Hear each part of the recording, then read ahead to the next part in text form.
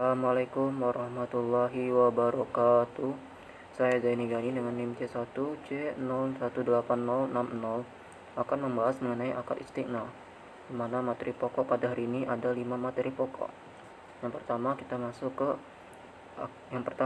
masuk ke pengertian dari akad istighna, di mana akad istighna ini adalah akad jual beli dalam bentuk pemesanan pembuatan barang dengan kriteria dan persyaratan tertentu yang disepakati antara pemesan atau pembeli, atau disebut dengan musta'ni, dengan penjual atau pembuat, atau yang disebut dengan sya'ni. Nah, jenis-jenis dari akad istighna itu terbagi atas dua, yaitu istighna tunggal dan istighna paralel, di mana istighna tunggal adalah akad jual beli dengan bentuk pemesanan pembuatan barang tertentu dengan kriteria dan persyaratan tertentu yang disepakati antara pemesan atau pembeli atau musta'ni dan penjual atau pembuat, atau disebut dengan sya'ni. Sedangkan istighna paralel adalah suatu bentuk akad istighna antara penjual dan pemesan, di mana untuk memenuhi kewajibannya kepada pemesan, penjual melakukan akad dengan pihak lain yang dapat memenuhi aset yang dipesan oleh si pemesan. Nah, dasar syariah pada sumber hukum akad istighna itu berlandas kepada Al-Quran dan hadis, sehingga hukum akad istighna ini adalah hukumnya boleh atau mubah selagi sesuai dengan prinsip syariah Islam. Nah, rukun dan ketentuan syariah di dalam akad istighna itu terbagi atas 3, yaitu pertama, pelaku terdiri dari pemesan atau pembeli atau musta'ni, dan penjual atau pembuat atau sya'ni. Yang kedua, objek akad berupa barang yang diserahkan dan modal istighna yang berbentuk harga. Yang ketiga, ijab qabul atau serah terima barang antara si pembeli atau musta'ni dengan penjual atau sya'ni atau pembuat. Berakhirnya akad istighna itu terjadi atas 3 kondisi. Yang pertama, dipenuhi kewajiban secara normal oleh kedua belah pihak. Kedua, persetujuan bersama kedua belah pihak untuk menghentikan kontrak. Yang ketiga, pembatalan hukum kontrak. Hal ini dilakukan jika muncul sebab yang masuk akal untuk mencegah dilaksanakannya kontrak atau menyelesaikannya, dan masing-masing pihak itu menuntut pembatalannya.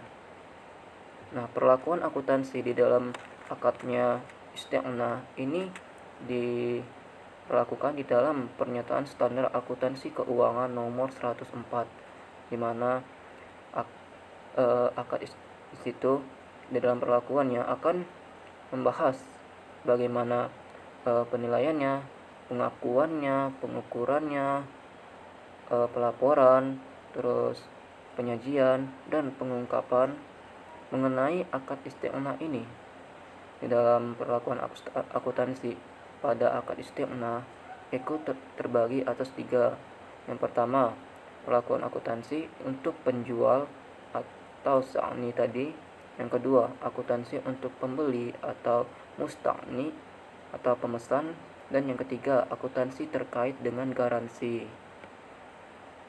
Contohnya adalah ilustrasi kasus akad istighna sebagai berikut, di mana istighna ini istighna tunggal.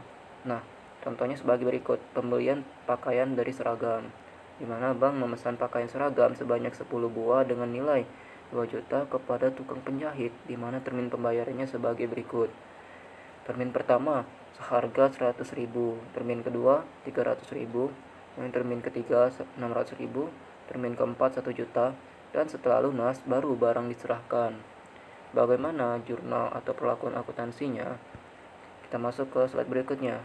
Nah, di dalam pembekuannya pada pembayaran termin pertama, perlakuan akuntansinya adalah piutang istighna terhadap kas sebesar 100.000 tadi. Begitu juga dengan pembayaran termin kedua dengan jurnal yang sama, namun nominalnya 300.000. Pembayaran termin ketiga juga demikian, piutang istighna terhadap kas sebesar 600.000. Pada termin keempat, jurnalnya adalah piutang istighna sebesar 1 juta terhadap kas sebesar 1 juta. Sedangkan pada saat barang telah lunas dan juga kita menerima barang, maka jurnalnya adalah aktiva terhadap istighna sebesar 2 juta terhadap piutang istiqomah sebesar 2 juta. Baiklah, itu saja materi yang bisa saya sampaikan pada hari ini. Apabila ada kesalahan, saya mohon maaf. Saya akhiri. Wassalamualaikum warahmatullahi wabarakatuh.